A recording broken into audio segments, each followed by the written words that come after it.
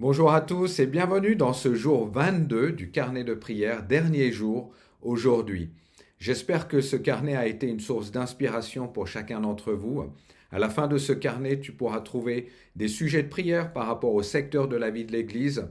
Mais par-dessus tout, Dominique, ma femme, qui a passé plusieurs semaines à l'écrire, a vraiment eu à cœur de nous aider tous à grandir entre là où nous nous trouvons aujourd'hui et peut-être là où Dieu veut que nous puissions aller.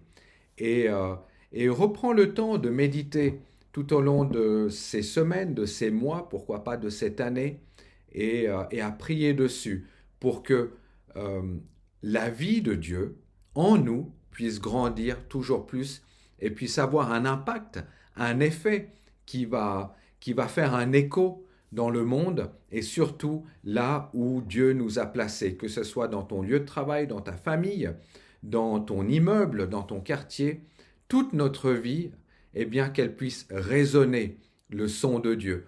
Le sujet d'hier, c'était une nouvelle intensité de la voix de Dieu. Je ne l'ai pas pris et je vais introduire avec ça aujourd'hui. On vit dans un monde où il y a tellement de bruit. Et c'est ma prière aujourd'hui. C'est Seigneur, donne-nous une plus grande intensité de ta voix. Que mes oreilles, que mon cœur, que mes yeux, que l'esprit qui est en moi puisse entendre vraiment ton son et savoir reconnaître ce que le monde est en train de vivre. Et parfois, il y a tellement de bruit autour de nous que peut-être on n'arrive même plus à entendre le son de Dieu. Une nouvelle intensité de la voix de Dieu, ça me fait penser à ces hommes mariés parfois qui disent à leur femme, ah mais moi je pourrais te reconnaître d'entre mille, soi-disant, mais je te connais tellement bien que tu pourrais être noyé dans une foule, je saurais te reconnaître. Euh, c'est la même chose avec Dieu. Est-ce que nous savons reconnaître sa voix dans la foule de voix qui se trouvent devant nous? Et plus le temps est en train de passer, plus le monde passe, plus les circonstances entre des pays en guerre, entre des virus qui viennent, et ça c'est que le début, je pense, de beaucoup d'autres choses qui vont venir. Il nous faudra d'autant plus savoir reconnaître sa voix. De pouvoir connaître sa voix, c'est de pouvoir savoir qui il est. Et nous ne pouvons peut-être pas prévoir ce que demain nous réserve, mais nous avons la possibilité d'entendre quelle est la volonté de Dieu pour notre vie, pour ta vie. Dieu se préoccupe davantage de la culture du royaume que de notre contexte culturel.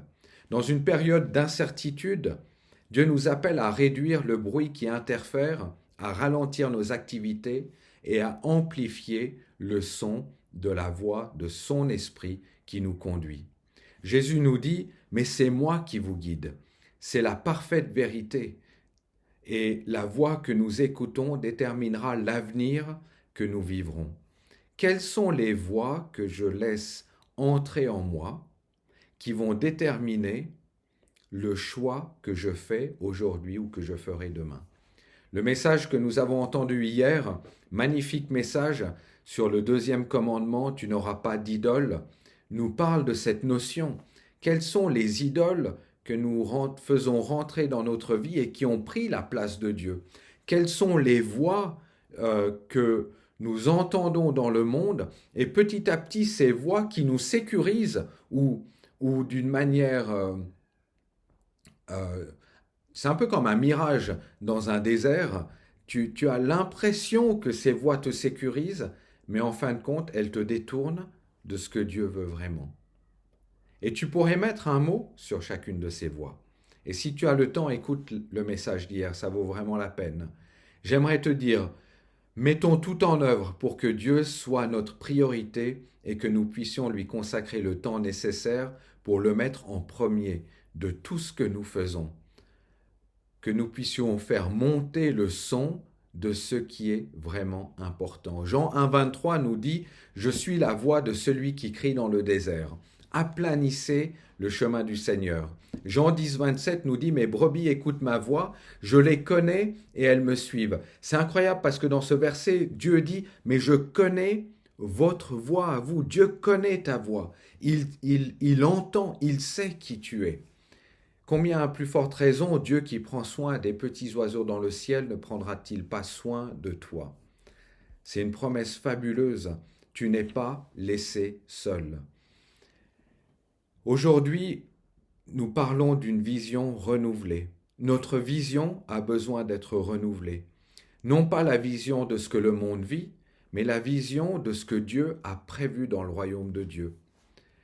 Dans Zacharie 2, 1, 2, il est dit « Je lève les yeux et je regardais, et voici il y avait un homme qui tenait dans sa main une corde pour mesurer.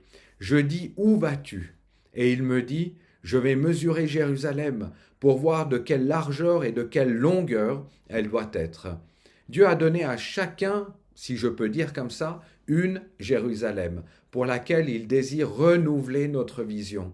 Prenons le temps de recevoir de Dieu cette vision renouvelée. Demandons à Dieu de nous révéler une nouvelle dimension de la vision qu'il nous a déjà donnée, que nous puissions écrire ce qu'il nous montre. Il désire que nous puissions voir ce qu'il voit, non pas avec nos yeux naturels, mais avec les yeux spirituels. Dieu nous a donné à chacun une vision, une image de ce qui est devant nous. Cela peut être notre famille, cela peut être peut-être ton lieu de travail ou le quartier dans lequel tu habites, toutes les choses que tu fais. Demandons-lui un regard neuf pour percevoir les choses d'une nouvelle manière. Notre perspective façonne notre expérience et nos expériences façonnent notre réalité. Peut-être que tu vis une nouvelle saison dans ta vie. Je pense souvent à ceux qui rentrent dans l'étape de leur vie qu'on appelle la retraite. On a besoin d'avoir une vision renouvelée pour cette nouvelle vie qui est là devant nous. Quand on est plus jeune, on ne s'inquiète pas de ça. Quand on est aux études, notre seule priorité, c'est d'arriver, c'est de pouvoir être autonome. Celui qui se marie et qui fonde une famille, sa priorité, c'est de bien vivre, c'est de profiter de la vie, c'est d'avoir des enfants, c'est de prendre soin des gens qui sont là. Celui qui est célibataire, eh bien, prend soin de sa vie et essaye de trouver une régularité dans sa vie. Et à chaque étape, on a besoin d'avoir une vision renouvelée. C'est ma prière pour toi aujourd'hui. Pour voir s'accomplir ce que nous souhaitons, nous devons voir ce que nous espérons. Et il s'agit de voir premièrement par la foi, nous espérons avant de voir les choses se réaliser. Si nous pouvons le voir avant de le voir, alors nous le verrons. Si l'ennemi peut nous garder aveugles, eh bien, s'il peut nous distraire, s'il peut nous tenir déconcentrés, alors il peut retarder ce que nous essayons de voir et ce que nous espérons voir se réaliser. Et ça, c'est le plan de l'ennemi, c'est de nous rendre aveugles sur les projets que Dieu a pour notre vie. Or, la vraie focalisation va générer la foi. Que notre souhait soit de pouvoir poursuivre dans ces mois qui sont devant nous avec une clarté, une vision qui soit renouvelée pour marcher de progrès en progrès. Nous mettre en mouvement implique 3 ingrédients. La parole de Dieu, premièrement. Ensuite, une situation qui te sera peut-être impossible et des personnes qui n'ont rien à perdre. Prends ces 3 ingrédients. La parole de Dieu, une situation que tes yeux pensent être impossible et des personnes qui n'ont rien à perdre. Tu mets ces 3 ingrédients ensemble et c'est ce qui va pouvoir déclencher un nouveau mouvement.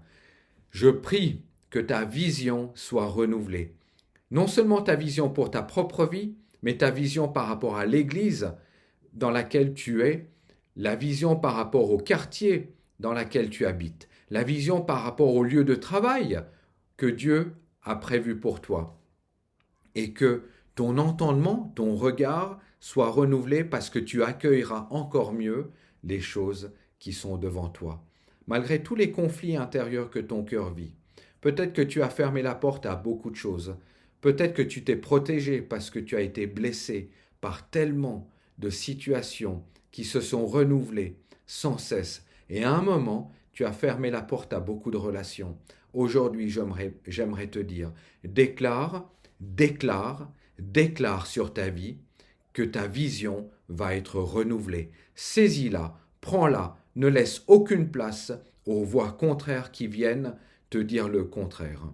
Et déclare, déclare, déclare, à partir d'aujourd'hui, ma vision, ma manière de voir les choses va être changée parce que je décide de regarder d'une nouvelle manière ma vie, ma perspective, avec le regard de Dieu. Le regard de Dieu sur tout ce que tu vis, le regard de Dieu sur les gens qui sont autour de toi, le regard de Dieu sur le lieu de travail dans lequel tu te trouves, le regard de Dieu sur les membres de ta famille. Regarde-les avec le regard de Dieu. Et je te bénis dans cette nouvelle journée, dans ces temps qui sont à venir.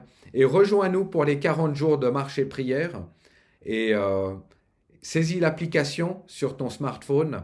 Et comme ça, tu verras tous les rues de la région qui ont reçu une prière de bénédiction.